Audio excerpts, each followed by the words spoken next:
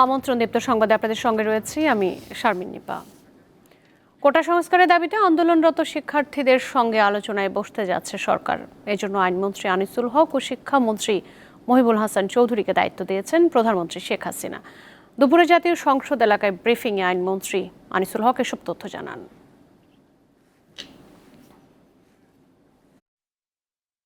শিক্ষার্থীরা তারা বলেছেন যে আন্দোলনের পাশাপাশি তারা আলাপ আলোচনাও করতে আগ্রহী। আমরা তাদের এই আলাপ আলোচনার প্রস্তাবে তাদেরকে স্বাগত জানাই। আমরা তাদের সাথে বসবো এবং আমরা এটাও বলতে চাই যে তারা যখনই বসতে রাজি হবে, এটা যদি আজকে হয় আজকেই আমরা বসতে রাজি আছি। 7ই অগস্ট 2024 সালে যে মামলাটা শুনানির কথা ছিল, বাংলাদেশের অ্যাটর্নি জেনারেলকে নির্দেশ দিয়েছি যে আগামী রবিবার তিনি বাংলাদেশের সর্বোচ্চ আদালতে আপিল বিভাগে আবেদন করবেন যাতে মামলাটার শুনানির তারিখ তারা এগিয়ে আনেন।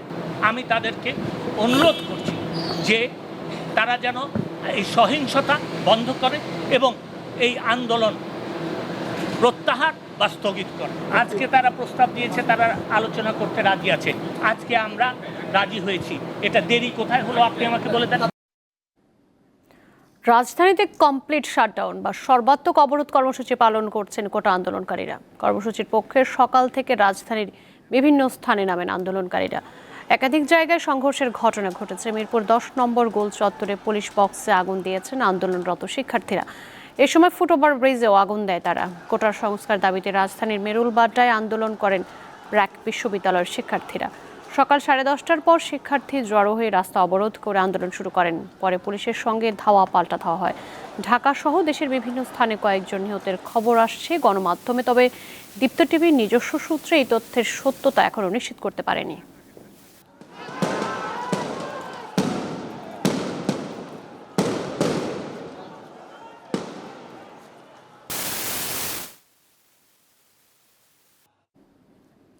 এদিকে কোটা বিরোধী আন্দোলনকারীদের কমপ্লিট শাটডাউন কর্মসূচি চলাকালে ঢাকা রামপুরায় বাংলাদেশ টেলিভিশন ভবনে অগ্নিসংযোগ ও হামলা চালিয়েছেন বিক্ষোভকারীরা।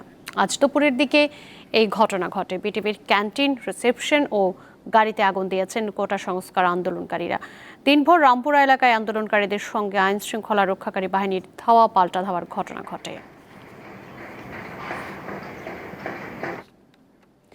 রাজধানীর রামপুরায় রয়েছেন সহকর্মী মেহেদী হাসান, তার কাছে জানবো ওই এলাকার সবশেষ পরিস্থিতির খবর।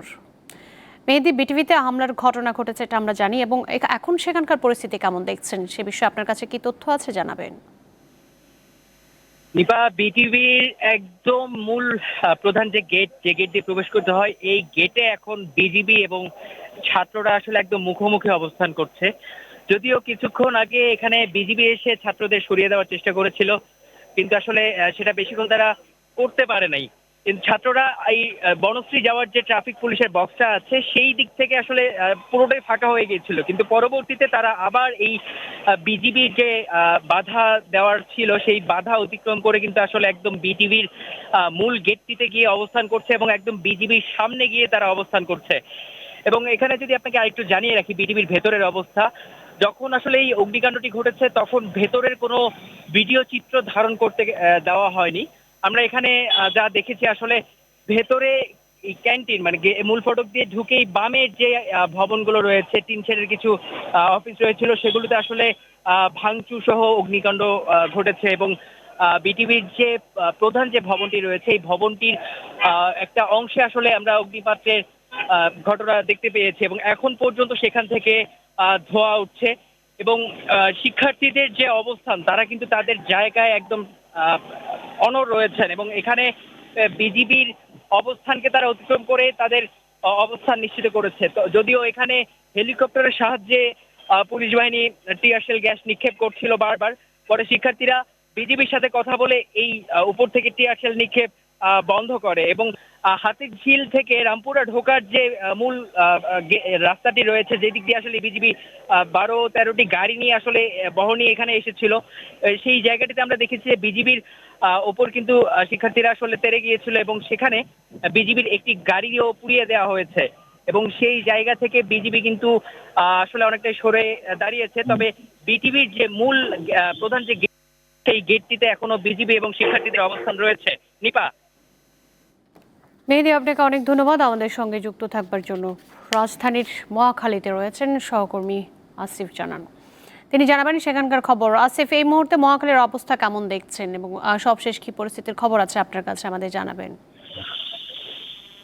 এই মুহূর্তে আমরা যদি বলি যে মহাখালী মোড় যে এলাকাটি রয়েছে সেই এলাকা পর্যন্ত আসলে সাধারণ মানুষের চলাচল এবং গণপরিবহন চলাচল একেবারে বন্ধ হয়ে গেছে। কারণ আমরা এইখানে যে সড়কটি অর্থাৎ মহাখালী ফ্লাইওভারের যে সড়কটি নেমে ফার্ম গেটের দিকে গিয়েছে সেই সড়কের অভিমুখেই কিন্তু আন্দোলনকারীরা অবরুদ্ধ করে দিয়েছে এবং এরপরে আর কোনো গণপরিবহন যেতে পারছে না।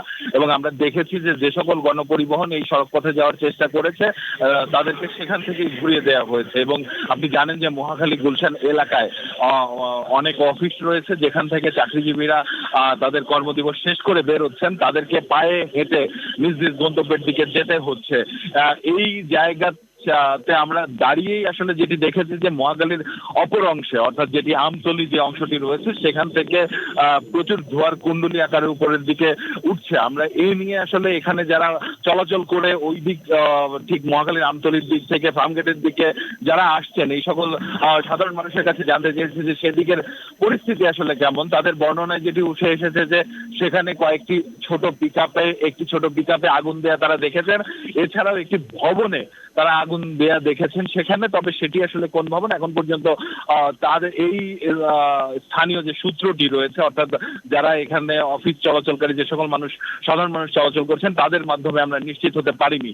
তবে আরেকটি বিষয় আপনাকে জানিয়ে রাখি যে যে জায়গাটিতে মূলত বিক্ষুব্ধরা অবরুদ্ধ করেছে সেই জায়গাতে গিয়ে আমরা আমাদের যে ভিডিও ক্যামেরা ছিল সেটি বেঁচে রেখেই মূলত মোবাইলে ছবি নেওয়ার চেষ্টা করলেও বিক্ষুব্ধরা আমাদেরকে আসলে সেটি থেকে নিবৃত্ত করে এবং পরবর্তীতে তাদের। আসিফ, আপনার কাছে আরো একটি বিষয় জানতে চাই, এই আন্দোলনরত স্থানে আইনশৃঙ্খলা বাহিনীর অবস্থান সম্পর্কে কি তথ্য রয়েছে আপনার কাছে, জানাবেন। নিপা, আমরা কিন্তু মহাখালীর এই অংশটিতে আসলে আইন শৃঙ্খলা বাহিনীর তেমন কোনো অবস্থান দেখিনি। মূলত আমরা যে জায়গাটিতে বিক্ষুব্ধরা আটকিয়ে দিয়েছে সড়কে চলাচল সে জায়গাতেও কোনো আইন শৃঙ্খলা বাহিনীর অবস্থান দেখিনি। আমরা সেখানে কিছু বিক্ষুব্ধ আন্দোলনকারীদের দেখেছি যারা মূলত লাঠি হাতে সেখানে পাহারা দিচ্ছেন এবং যে কোনো ধরনের যান চলাচল বন্ধ করে দিচ্ছেন। তার চেয়েও বড় কথা মূলত সামনের দিকে যেটি চলাচল বন্ধ হয়ে যাওয়া দেখেই মূলত যানগুলো তার পেছন থেকে ঘুরে উল্টো দিকে চলে যাচ্ছে, যে কারণে কিন্তু এই সড়কেই পুরোপুরি যান চলাচল বন্ধ হয়ে গিয়েছে। এবং এই অংশ ছাড়াও এর আগে আমি মিরপুরের অংশে ঘুরে দেখেছি সেখানে সকালে সংঘর্ষের ঘটনা ঘটলেও পরবর্তীতে কিন্তু তারা এই আন্দোলনকারীরা কিন্তু আমরা দেখেছি যে বেশ কয়েকটি সড়ক জুড়ে তারা অবস্থান নিয়েছে এবং সেখানেও আইন শৃঙ্খলা বাহিনী সদস্যদেরকে আমরা কিন্তু অবস্থান নিতে দেখিনি। তো এর পরেই আমরা মহাখালীতে আসি, সেখানে এসেও ঠিক একই ধরনের পরিস্থিতি আমরা দেখেছি। তবে এর মাঝ পথে আমরা দেখেছি আইন শৃঙ্খলা বাহিনীর সদস্যরা মোতায়েন রয়েছেন কয়েকটি গুরুত্বপূর্ণ স্পটে। তবে সেখান থেকে তারা আসলে আশপাশের কোনো দিকেই আর যাচ্ছেন না বা সেখানেই আসলে অবস্থান করে তারা অবস্থান করে রয়েছেন। এছাড়াও আরেকটি বিষয় আপনাকে জানিয়ে রাখি। আসিফ, আপনাকে অনেক ধন্যবাদ আমাদের সঙ্গে এতক্ষণ যুক্ত থাকবার জন্য। কোটা পদ্ধতি সংস্কারের দাবিতে দেশের বিভিন্ন জায়গায় পুলিশের সাথে আন্দোলনকারীদের ধাওয়া, পাল্টা ধাওয়া ও সংঘর্ষের ঘটনা ঘটছে। সকাল থেকে সাভারে ঢাকা আরিচা মহাসড়কে আন্দোলনকারীদের সঙ্গে দফায় দফায় পুলিশের সংঘর্ষ ও পাল্টাপাল্টি ধাওয়া ঘটেছে। চট্টগ্রামে আন্দোলনকারীদের সঙ্গে পুলিশের সংঘর্ষের রণক্ষেত্র পরিণত হয়েছে শাহ আমানত সেতু এলাকা। বরিশালে বাস চলাচল বন্ধ, সেখানে ধাওয়া পাল্টা ধাওয়ার ঘটনা ঘটেছে। আন্দোলনকারীদের সঙ্গে মাঠে নেমেছেন বিএনপি নেতারা। কুমিল্লা বিশ্ববিদ্যালয়ের শিক্ষার্থীরা সকাল থেকে বিক্ষোভ করছেন। পাবনায় সাধারণ শিক্ষার্থীদের সঙ্গে ছাত্রলীগের ধাওয়া পাল্টা ধাওয়া ও গোলাগুলির ঘটনা ঘটেছে। এছাড়া ঢাকা পাবনা মহাসড়ক অবরোধ করে বিক্ষোভ করেছে পাবনা বিজ্ঞান ও প্রযুক্তি বিশ্ববিদ্যালয়ের শিক্ষার্থীরা। রাজশাহীতে কোটা আন্দোলনকারীদের সাথে আওয়ামী লীগ ও পুলিশের ধাওয়া পাল্টা ধাওয়ার ঘটনা ঘটেছে। বগুড়ায় ব্যাপক সংঘর্ষ হয়েছে।